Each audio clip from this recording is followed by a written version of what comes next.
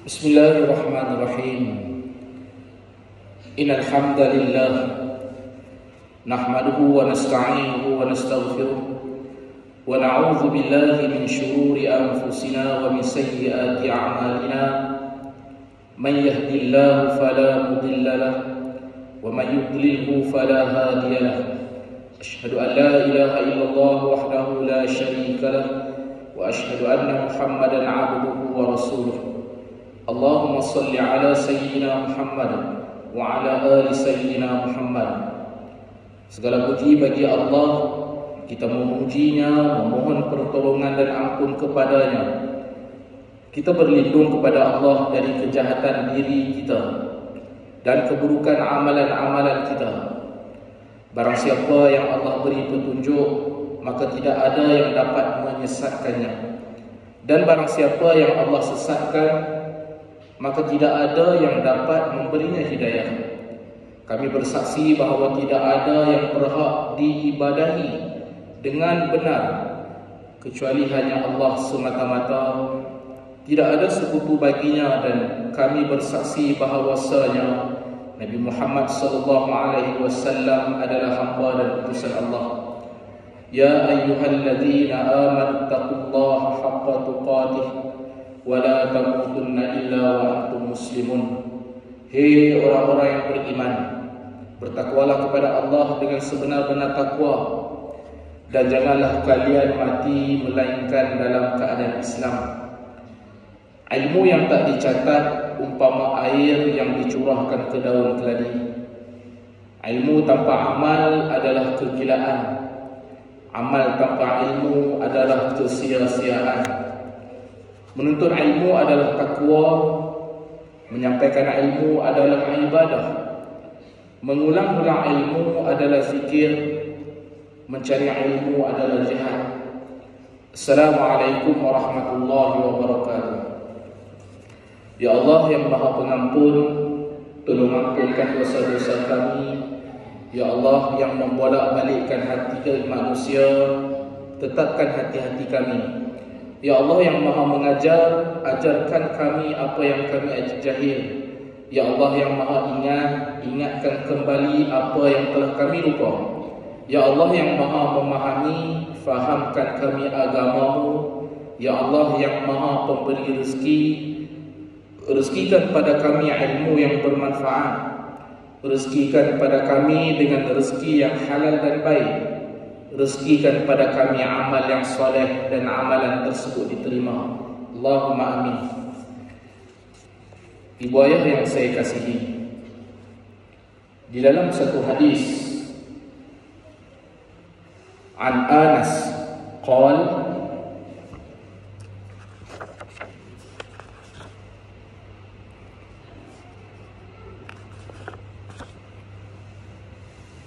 an Aisyah radhiyallahu anha qalat qala an-nabi sallallahu alaihi wasallam la hijrata ba'da al-fath walakin jihadun wa niyyatun wa izastunfirtum fanfiru. Muttafaqun alaih atau kama qala. Daripada Aisyah radhiyallahu anha katanya, Nabi sallallahu alaihi wasallam bersabda, kata Nabi, tak ada lagi hijrah sesudah pembukaan kota Mekah. Nabi kata hijrah dah tak ada apabila kota Mekah telah dibuka. Tetapi yang tetap ialah jihad atau berjuang dan niat untuk jihad apabila keadaan memaksa, dan apabila dipanggil untuk berjuang dan sebagainya, hendaklah kamu bersiap sedia.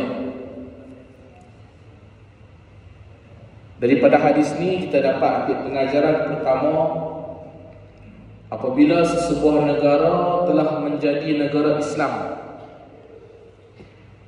penduduk tidak lagi wajib berhijrah ke negara lain. Kita alhamdulillah, kita negara, kategori negara apa? Kita Kita negara Islam ke bukan negara Islam. Yang kedua, berhijrah dari tempat atau negara yang tidak membolehkan seseorang melaksanakan perintah agama tetap wajib jika negara itu sebuah negara kafir.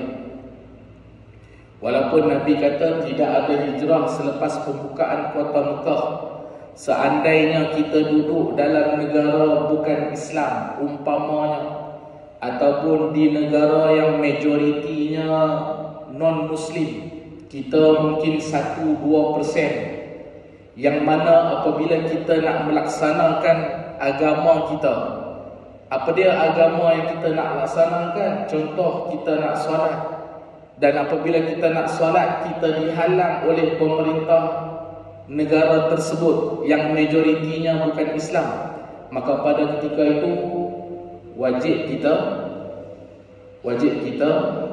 berhijrah sekiranya dihalang.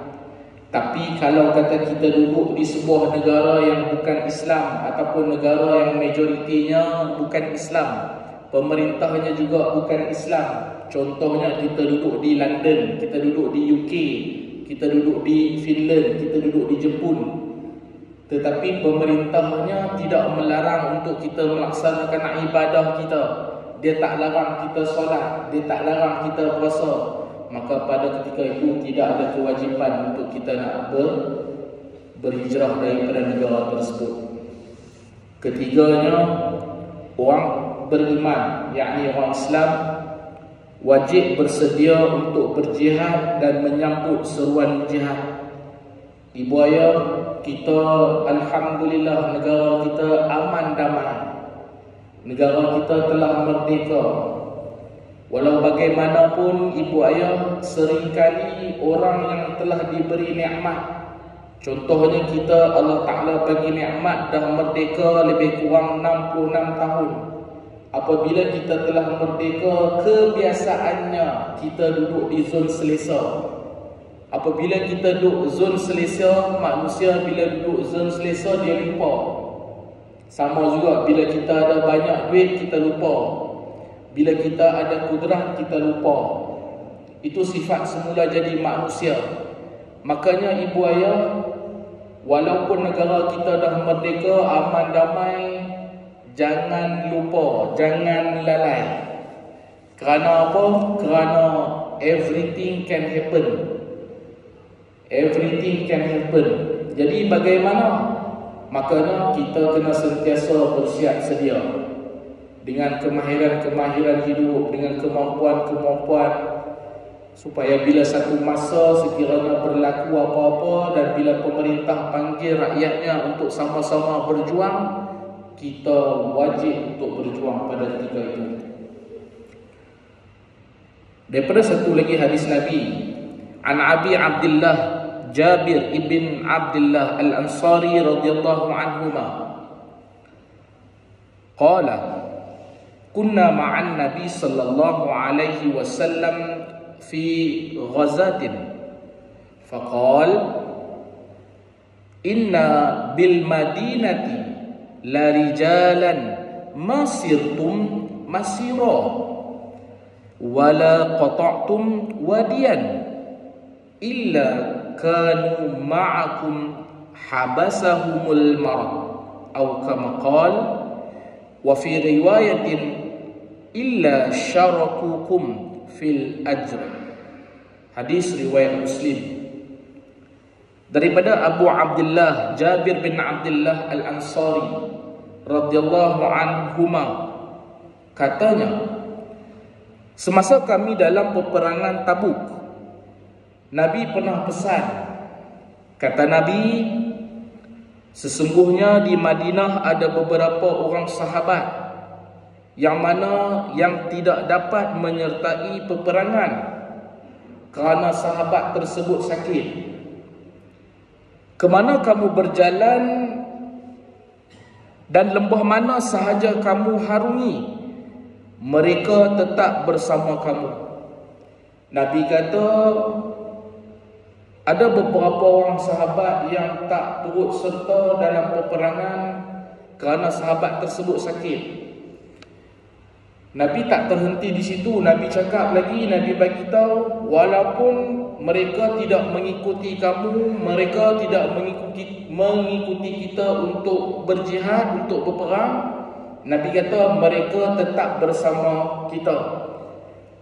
Jalan mana pun kita lalu, lembah mana pun kita lalu, Nabi kata mereka tetap bersama kita. Mereka tetap berkongsi pahala bersama-sama kamu, kata Nabi SAW. Pengajaran hadis tersebut, yang pertama, orang yang tidak keluar jihad kerana uzur akan diberi ganjaran sama seperti orang yang keluar jika benar niat dan keuzuran mereka untuk berjihad.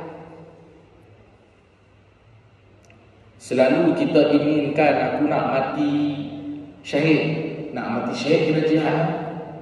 Tiba-tiba sakit, tapi niat tu berkobar-kobar dah, tapi sakit. Apabila kita dah niat nak berjihad, tapi kita sakit, tak mampu nak keluar jihad, pahala orang yang berjihad, orang yang pergi jihad tu kita dapat sama. Yang kedua, orang yang uzur, yang berniat menyertai peperangan akan juga mendapat pahala seperti orang yang berperang. Daripada Anas qala, raja'na min ghazwati Tabuk ma'an Nabi sallallahu alaihi wasallam. Faqala, inna aqwaman khalfana bil madinati ma salakna syi'ban wala wadiyan illa wa hum ma'ana habasahumul uzr atau kama qala. Hadis riwayat Bukhari. Dan diriwayatkan oleh Al-Bukhari daripada Anas radhiyallahu anhu, katanya, Sayyidina Anas, sahabat Nabi, pernah berkata, semasa kami kembali daripada peperangan Tabuk, masa nak balik daripada perang Tabuk bersama-sama Nabi sallallahu alaihi wasallam, tiba-tiba Nabi bersabda, Nabi pesan, tengah duk jalan on the way nak balik, sambil-sambil jalan tu Nabi pesan. Nabi kata apa?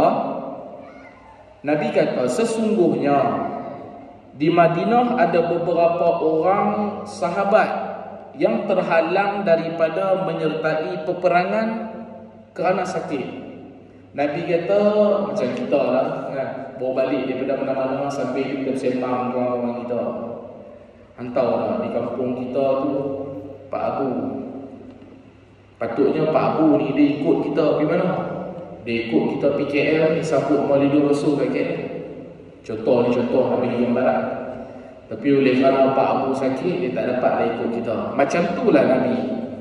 Tengah duduk berjalan dengan sahabat masa on the way nak balik ke perang Tabuk tu, Nabi kata, no, di Madinah sana tu ada sahabat kita seorang dua lagi, berkobar-kobar nak ikut jihad, tapi sakit, uzur, jadi orang tak dapat nak ikut.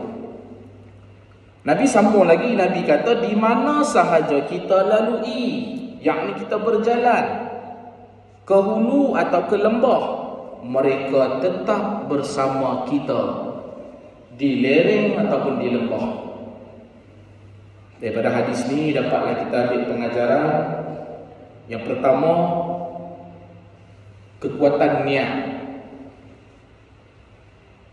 Niat mempunyai peranan dan kedudukan yang tinggi dalam setiap amal kebajikan. Sebab itulah kalau dalam ibadah, apa jenis ibadah pun, apabila tidak ada niat, tak sah ibadah itu. Semua ibadah niat menjadi rukun. Nak solat, niat rukun. Nak haji, niat rukun. Nak umrah, niat rukun. Nak korban, niat rukun. Dan yang membezakan antara ibadah ataupun tidak ibadah, kita kerja apa? Kita kerja oil and gas. Kita bukan kerja mengajar agama, bukan menyampaikan agama, bukan berkuliah. Oil and gas, apa kaitan dengan agama? Dia berkaitan dengan agama bila apa? Bila kita buat kerja oil and gas tu, ya Allah, aku kerja ni kerana Allah Ta'ala, maka kerja oil and gas tu jadi ibadah. Walaupun dia tak datang masjid, walaupun dia bukan rajin sembahyang sunat, tapi kerja tu dia jadi ibadah. Kita kerja apa lagi? Kita kerja security. Mana lebih baik? Jadi noja masjid dengan security? Orang akan kata jadi noja lebih baik. Pasal apa? Dia sentiasa dengan masjid, dia boleh beribadah. Dah. Security pun sekiranya dia niat, ya Allah, aku datang kerja ni, aku jaga tempat kerja aku ni, aku jaga sekolah, aku jaga kilang, aku jaga tempat kerja aku ni kerana Allah, maka kerja security tu jadi yang ibadah. Walaupun dia tak rajin jadi solat tahajud, dia tak rajin jemaah, tapi oleh kerana dia niat kerja tu kerana Allah, dia jadi yang ibadah. Sebab itulah pentingnya niat. Dan sebab itulah apabila kita tak dapat nak laksanakan apa yang kita niatkan. Contoh, kita niat nak datang solat berjamaah di masjid. Di rumah dah berniat dah. Kejap lagi masuk maghrib, aku nak pergi masjid. Tiba-tiba 2 minit, 3 minit lagi nak sampai, ada kawan main rumah, datang rumah. Bila kawan datang rumah, dia teringat hadis Nabi. Nabi kata, muliakan tetamu. Dia pun tak jadilah main ke, tak jadilah datang ke masjid kerana nak muliakan tetamu dia. Dia solat jemaah juga, tapi dengan tetamu dia di rumah. Dapat tak niat pahala dia, niat dia nak jemaah di masjid? Dapat, walaupun dia tak buat. Mudah-mudahan hadis, 3 hadis yang kita baca tadi itu sedikit sebanyak mengetuk pintu hati kita. Kita masih dalam kitab Al-Qawl Tam fi Ahkam Al-Ma'mum wal Imam, dan kita berhenti hari itu di perkara makruh sembahyang sunat atau sujud tilawah selepas qomat ataupun hampirnya. Kita dah ulas minggu lepas. Bagi yang tak hadir, sekiranya nak tengok balik, boleh tengok dalam YouTube saya. Saya ada upload video-video kuliah saya dalam channel YouTube saya. Jadi kalau ada yang rasa-rasa nak ulang kaji, nak tengok balik, boleh buka YouTube. Baik, insya-Allah pada minggu ni kita akan sambung kepada perkara yang ke-8 ataupun masalah yang ke-8. Kitab Al-Qawl Tam fi Ahkam Al-Ma'mum wal Imam. Kitab ataupun buku yang membicarakan ataupun yang membahaskan ataupun yang menerangkan tentang apa peranan ataupun apa permasalahan yang sering berlaku dalam solat jemaah antara imam dan makmum, dan solat sunat ataupun solat sendiri. Perkara yang ke-8, tidak sunat membaca bismillah ketika hendak takbiratul ihram. Saya teringat satu, saya tak pasti hadis Nabi ataupun macam mana, apa-apa perkara yang tak dimulakan dengan bismillah, dia ditolak. Macam tu ke? Nanti saya semak balik. Kita faham, selalu kita faham kebiasaannya apa-apa pun kita akan mula dengan bismillah. Okey, memulakan sesuatu dengan bismillah adalah tuntutan dan dia sunat. Walau bagaimanapun, ada ketika, ada tempat, ada kondisi, ada suasana bismillah itu tidak lagi sunat. Dan insya-Allah malam ni kita akan tengok di mana tak sunat kita baca bismillah. Perkara ke-8, tidak sunat membaca bismillah ketika hendak takbiratul ihram. Takbiratul ihram adalah rukun solat. Makanya ada di kalangan kita mungkin memulakan solat dengan a'udzubillahi minasyaitonirrajim. Ada di kalangan kita yang mungkin memulakan ataupun standby nak solat dengan mulakan dengan menyebut bismillahirrahmanirrahim. Pengarang kitab bagi tahu ketika nak Allahu Akbar takbiratul ihram, tidak sunat menyebut bismillahirrahmanirrahim. Baik, kita tengok. Berkata Syekh Al-Qumuli.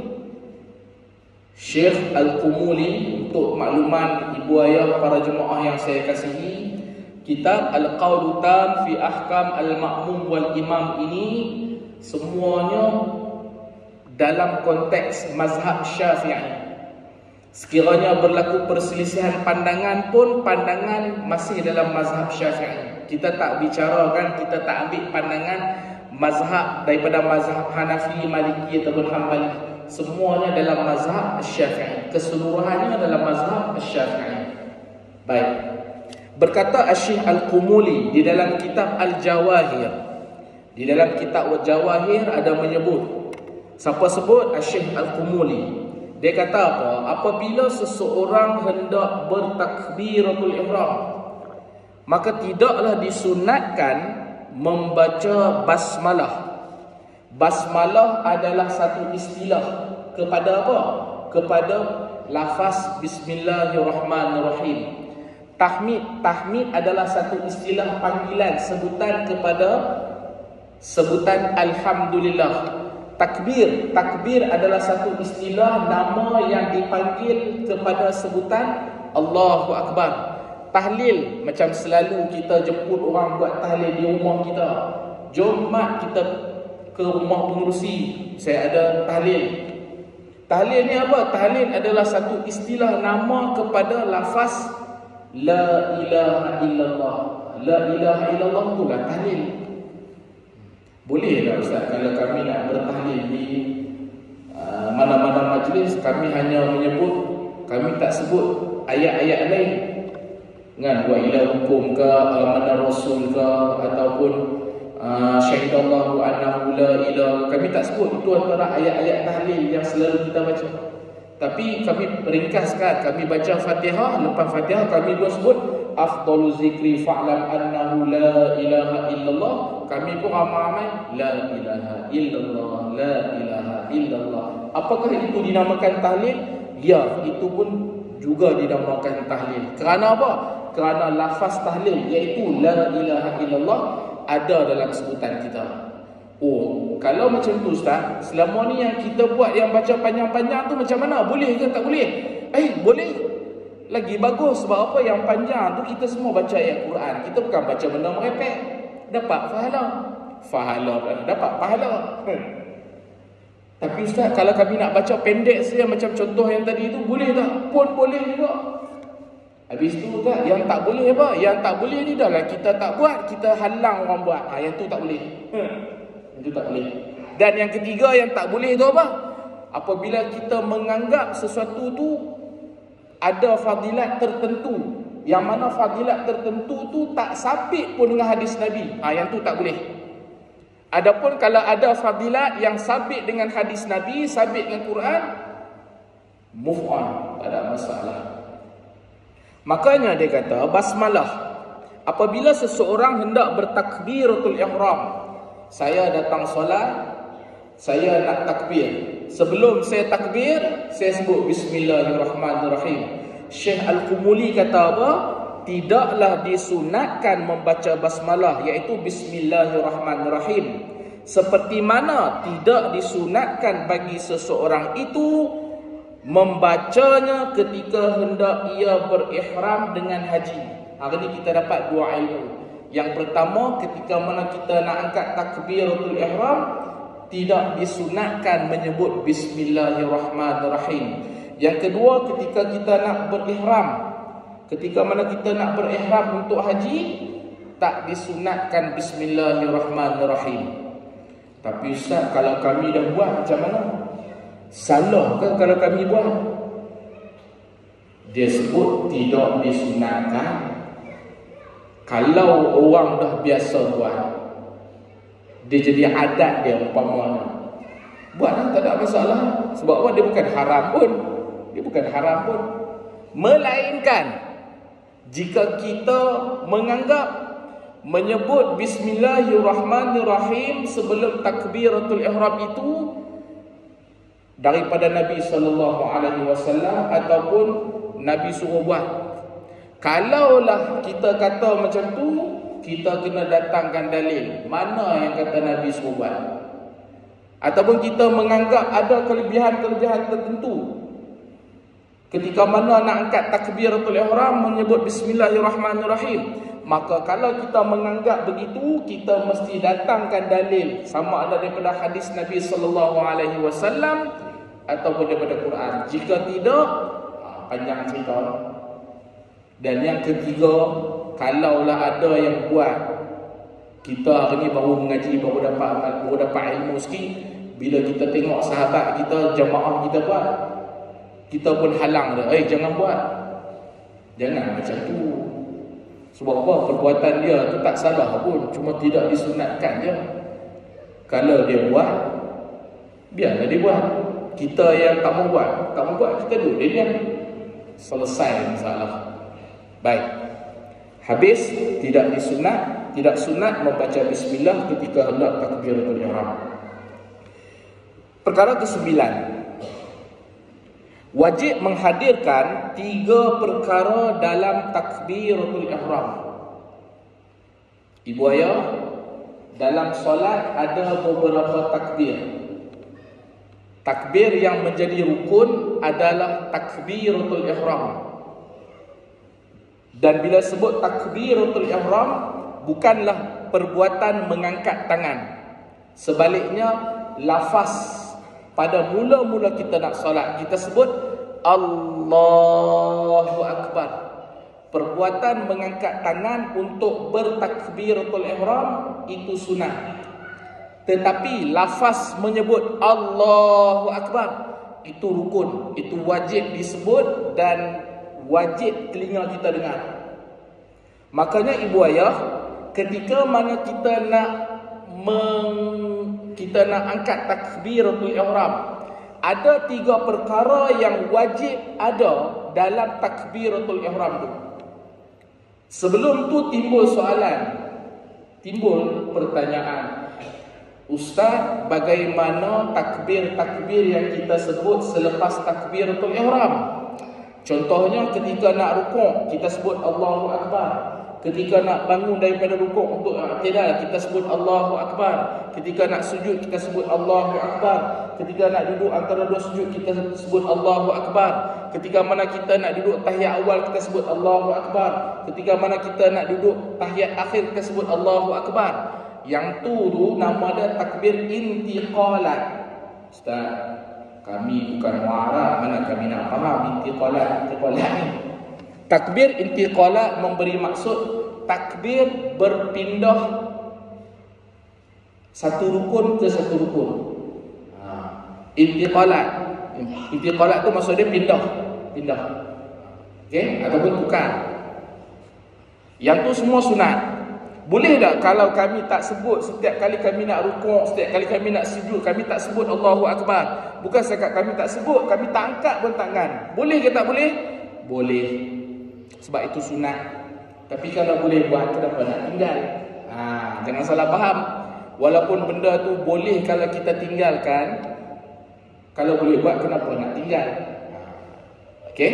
Baik, yang tu nama dia takbir intiqalat. Baik, wajib menghadirkan 3 perkara dalam takbiratul ihram. Ketika mana kita nak angkat takbiratul ihram pada permulaan solat, tak kiralah solat tu fardu ataupun solat sunat, mesti ada 3 perkara.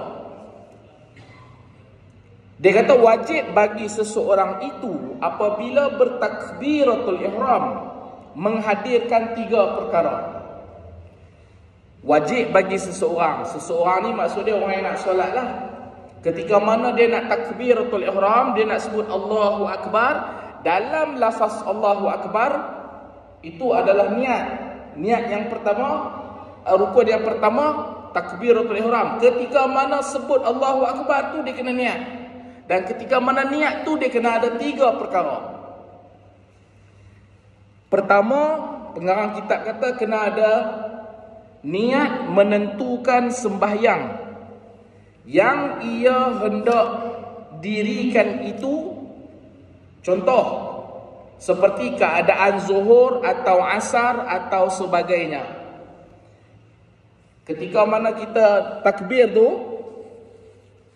nak sembahyang apa ni? Kena tahu, kena sedar, kena niat.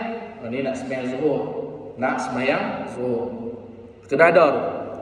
Yang kedua, kena ada qasad niat. Apa dia? Sembahyang itu fardu atasnya. Maksud dia kena tentukan. Sembahyang ni ialah zuhur. Zuhur ada zuhur sembahyang fardu, betul tak? Ada sembahyang sunat zuhur. Ni nak sembahyang fardu ke sembahyang sunat? Kena tentukan. Yang ketiga, kena ada qasad niat. Apa dia? Mengerjakan sembahyang itu. Dan jika berniat ia mengerjakan sebahagiannya sahaja atau mengerjakan semuanya, dan berkata ia ditaklikkan sekiranya Zaid masuk atau datang ia, aku akan putuskan berhenti sembahyang aku itu, maka batallah sembahyangnya. Maksud dia nak beritahu apa kat sini? Perbuatan solat tu memang kita nak buat. Tu yang pertama. Bukan kita nak main. Okey? Bukan kita nak main, tapi memang kita nak solat. Dan kita nak solat tu pula bukan nak solat separuh-separuh. Contoh, Pak Abu dia nak sembahyang maghrib.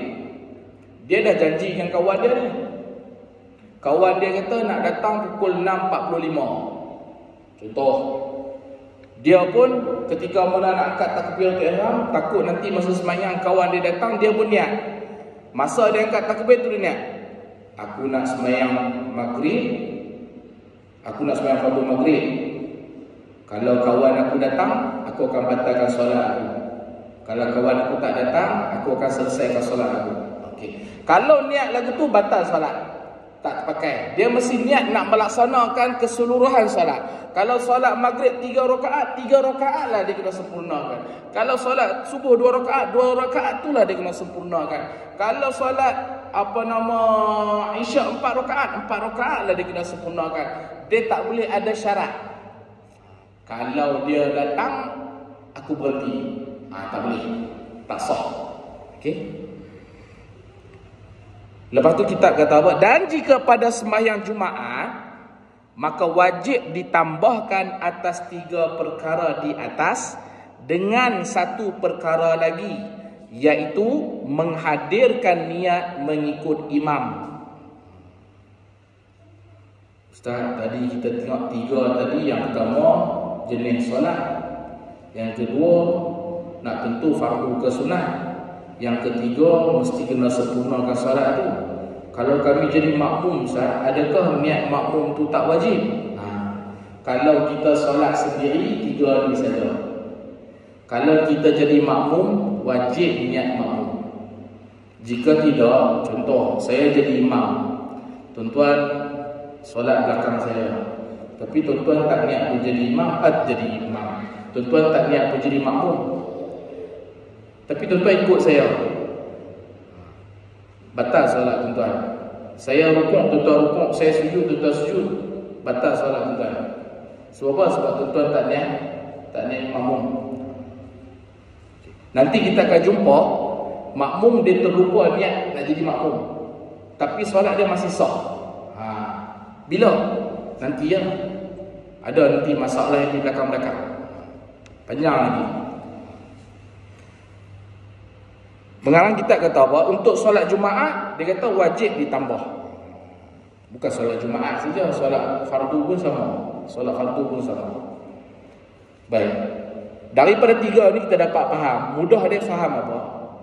Hak yang kita buat selama ni betul. Rakaat kena dah sebut. Bukan sebut di poya. Kalau kita membaca niat, sebenarnya kita belum berniat. Ada orang, dia nak niat solat, dia tak sebut di mulut, tapi dia membaca di hati. Sahaja aku solat fardu zuhur 4 rakaat ikut imam kerana Allah Ta'ala. Membaca niat itu bukan niat. Kena boleh beza niat dengan membaca niat. Lafaz niat, membaca niat, 3 perkara berbeza. lafaz niat yang selalu kita buat tu sebelum solat, kita sebut dulu usalli fardal maghribi 3 raka'atin ma'muman lillahi ta'ala. Itu lafaz niat, itu sunat. Tapi itu bukan niat lagi. Masa Allahu Akbar, hadirkan di hati 3 perkara. Apa dia? Aku nak solat fardu maghrib. Cukup dekat tu. Sahaja aku solat fardu maghrib ikut imam. Sah tak? Sah. Ustaz, perlu tak nak nyatakan bilangan rakaat? Tak perlu. Oh, jadi selama ni kami panjang-panjang tu. Siapa suruh panjang-panjang? Siapa suruh panjang-panjang? Sebab tu pentingnya ilmu. Ilmu menentukan ibadah kita. Okey, selesai. Setakat ni ada soalan tak? Sebelum saya masuk kepada perkara 10. Kalau ada. Ya, bang.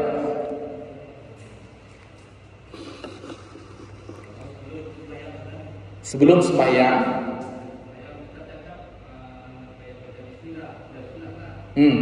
bukan saya cakap, Syekh Kumuli cakap.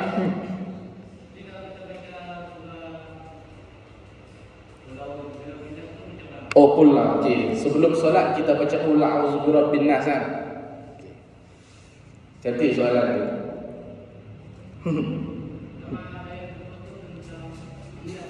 Aha.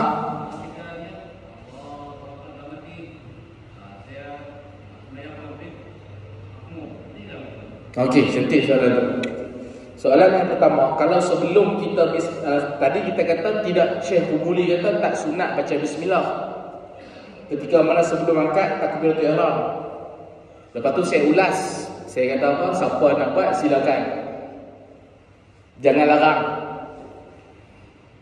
Tapi Syekh Kumuli kata tak sunat.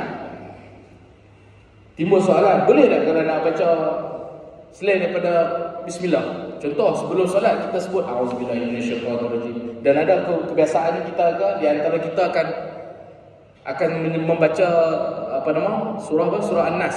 Qul a'udzu birabbin nas, malikin nas. Boleh tak boleh? Boleh, tak ada masalah. Dengan syarat kita tak menganggap ada kelebihan. Pasal apa baca ni? Nabi suruh baca. Kalau kita kata Nabi suruh baca, tolong bagi tahu hadis. Kalau betul, alhamdulillah kita pakai amal. Ataupun kita kata, kalau baca ni ada kelebihan sekian. Kalau baca sebelum solat, qul a'udzu birabbin nas, ada kelebihan sekian. Kalau kita faham macam tu, kita kena datangkan dalil. Tapi kalau kata kita tak menganggap apa-apa, cumanya yang kita faham bila surah qul a'udzu birabbin nas ni dia sebagai apa? Pelindung kita daripada syaitan. Maka tak ada masalah, boleh ya baca. Boleh. Bahkan saya sendiri pun saya baca. Kalau orang tak mau baca, orang punya pasal. Saya baca. Pasal apa saya baca? Saya faham ayat qul a'udzu birabbin nas ni, saya tak tahu ada hadis ke tidak yang Nabi menyuruh kita membaca sebelum takbiratul ihram membaca qul a'udzu birabbin nas. Saya tak tahu. Sebab apa? Saya tak sempat nak semak hadis. Tapi yang saya faham qul a'udzu birabbin nas ni yang pertama dari Quran. Lepas tu yang saya tahu Nabi biasa kata Quran ni syifa. Nabi biasa beritahu Quran ni penghalang kita daripada syaitan. Maka saya paling pendek surah yang saya boleh baca qul a'udzu birabbin nas. Maka sebelum solat saya pun baca qul a'udzu birabbin nas. Boleh tak? Tak ada masalah. Boleh. Sama juga kalau kita nak sebut a'udzubillahi minasyaitonirrajim sebelum solat. Kita faham apa? Kita faham a'udzubillahi minasyaitonirrajim ni maksudnya aku berlindung daripada syaitan kejam. Maksudnya kita mendoakan mudah-mudahan kita terhindar daripada syaitan sebelum solat. Boleh tak kita nak sebut? Boleh, tak ada masalah. Tapi Ustaz, satu lagi golongan. Mana ada hadis? Mana ada Nabi ajak? Mana ada Nabi suruh? So what? Bila Nabi tak buat, kita mana boleh buat? Contoh. Kita tanya dia balik. Mana hadis yang Nabi larang kita tak boleh buat? Ada ke Nabi larang, Nabi sebut orang tak boleh baca selepas sebelum bismillah, sebelum nak takbiratul ihram baca qul a'udzu birabbin nas? Nabi larang ada tak? Saya silap dia pun tak boleh bagi dalil. Bagi yang tak mau buat, duduk dia diam. Bagi yang nak buat, silakan. Selesai masalah. Yang kedua, boleh tak kalau kita cuma sebut aku nak solat, macam mana tadi bang?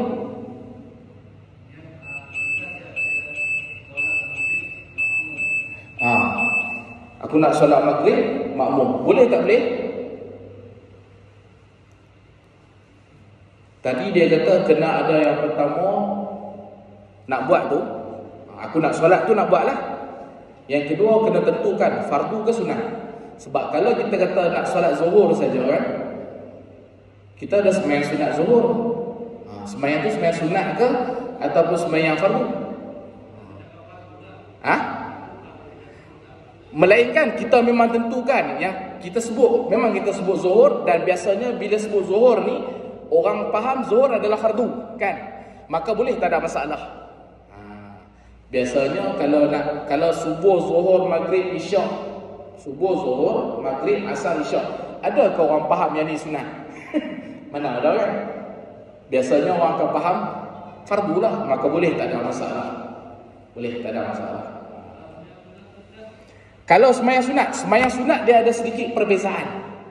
Sembahyang sunat, kalau tadi kena ada 3 benda, sembahyang sunat ada sedikit perbezaan. Dia agak tak sama. Apa dia tak sama dia? InsyaAllah minggu depan saya cerita. Kita berhenti dekat itu. Mudah-mudahan masa sudah masuk waktu, mudah-mudahan kita dapat sedikit sebanyak manfaat. Kalau nak tambah lagi, insyaAllah kita jumpa minggu depan. Wallahu a'lam. Bismillahirrahmanirrahim. Alhamdulillahirabbil alamin. Allahumma iftah 'alaina, Allahumma faqihna fid din wa 'allimna ta'wil. Allahumma arzuqna fahman nabiyyin wa hifzal mursalin wa ilhamal malaikatil muqarrabin. Rabbana atina fid dunya hasanah wa fil akhirati hasanah wa qina 'adzabannar. Walhamdulillahirabbil alamin. Assalamualaikum warahmatullahi wabarakatuh.